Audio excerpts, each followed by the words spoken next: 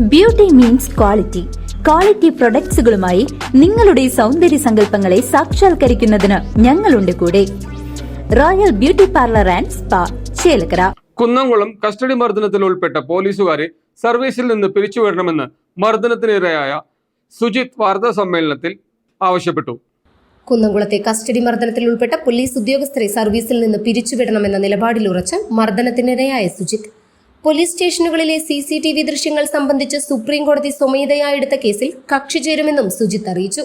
കുന്നംകുളം ഇന്ദിരാഭവനിൽ നടന്ന വാർത്താ സമ്മേളനത്തിലാണ് അദ്ദേഹം നിലപാട് വ്യക്തമാക്കിയത്.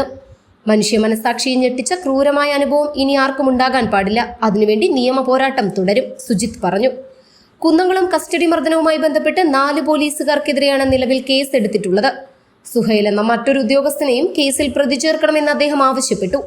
നിലവിൽ സസ്പെൻഷൻ മാത്രമാണ് നടപടിയെന്നും 5 പേരെയും സർവീസിൽ നിന്ന് പിരിച്ചുവിടാതെ സമരത്തിൽ നിന്ന് പിന്മാറില്ലെന്നും സുജിത്ത് വ്യക്തമാക്കി.